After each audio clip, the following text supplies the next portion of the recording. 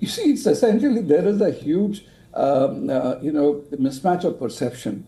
Look at how many seats Congress is getting. Congress is getting 10 seats, which is even lower than the Paswan's tally. But Congress considers this to be the big brother. Congress thinks that Rahul Gandhi's campaign is what was drawing votes for the MGB. They have to be also realistic. If BJP, by being close to the JDU, almost neck to neck with them, are willing to concede to the JDU, saying that, okay, when it comes to Bihar, you are the big brother.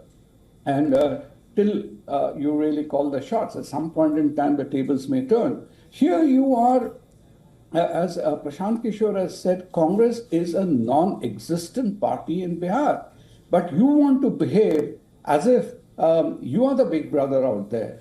And, you are the one who is just, because you're lending some star appeal, you're coming there.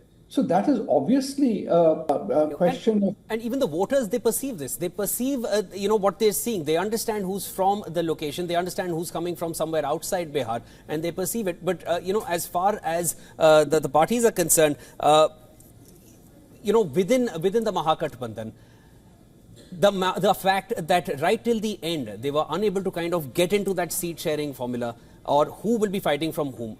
I just want to get an understanding from you. What really is a friendly fight and whose favor did that really go into? Because in most of those seats, the trend suggests that the NDA is ahead. Friendly fight means, that was made an ego issue by Congress at a certain point in time, to put it bluntly. RJD told Congress to go take a walk. And at that point in time, probably it found it too difficult to, actually take that on its face. So they said, okay, we have filed a nomination. We'll stay there. For RJD to have said, Congress to have said instead of 56, we are going down to what they had offered, 50. They found it too much to swallow. So that was again stupid. That's why you've had, forget the rift between RJD and Congress. You see the amount of dissension and dissonance there has been within the Congress leaders in Bihar, because the people who came and called the shots to distribute seats were not politicians at all. So see the comments made by the actual leaders on the ground, whether it is Tariq Ansari or the person who Shakil Ahmed, or who just resigned from the party after the the votes were cast. So many of them, because Tariq Anwar and all of these people, they did it because they were marginalized. There was this whole paratroop people from Delhi. One of them was coming on camera even yesterday. The spokespersons were some Delhi spokesperson. The people in whatever ground level leaders, they were made ciphers of it. Indeed. Mr. Ghosh, do continue to stay on with us. Meanwhile, my colleague Dharamjot Kaur is also joining us with the latest trends and leads. Over to you, Dharamjot. Tell us, what is this vote count looking like at the moment?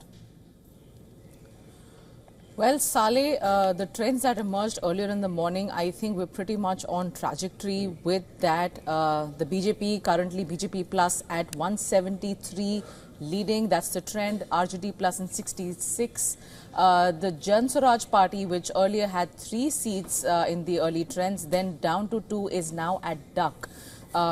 Having said that, let's look at some of the key candidates and what their position is at the moment. Again, Tejasvi Yadav is leading. He's the CM face for the opposition. He is leading in his constituency. A few other leaders here. Jai Prakash Narayan of the RJD is trailing from the Jhajjar seat. Awadh Bihar Chaudhary of RJD is trailing at the Sivan constituency. Alok Mehta from RJD from the Ujairpur seat is leading. Bhai Virendra of RJD from the Maner seat is leading at this point. Other results of the RJD also looking positive. An exception in Ritlal Roy, who is from the RJD but trailing on the Danapur constituency. Again, RJD is still leading in several other seats. Shahnawaz Alam of the RJD is trailing in the Jokihat constituency. For the INC, the result overall does not look very good. It has a trail in quite a few seats. Ajit Sharma of Bhagalpur from the Indian National Congress trailing in this constituency. Again, from the Jale constituency, Rishi Mishra is trailing of the Indian National Congress. The exception that I can see here is Shakil Ahmed Khan of the Congress party is leading at the Kadwa seat. So this is where things stand at this point. We're seeing the overall trend is fairly consistent with how the key candidates are also faring in this particular trend so far, Saleh. Indeed. Dharamjot, do stay on with us. And Shivan, if you even look at the conservative data that is being put out by the Election Commission of India on their website, this is how it is stacking up. 71 for the Janata Dal, 69 for the Bharatiya Janata Party.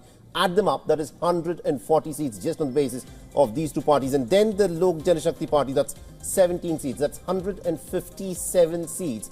That is nearing the two-thirds majority mark. This is not just a wave election, it is a tsunami where Nitish Kumar seems to be sweeping through and through. And at least what our guests believe, that regardless now if this is the final result, Nitish Kumar will be retaining his seat. But again, these are all decisions that are yet to come out officially, so we'll wait for that. Very quickly, we will be slipping into a short break as of now, but our election coverage continues. So come right back, and we're also being joined by Mr. Sandeep Ghosh, who will be there with us when we get back.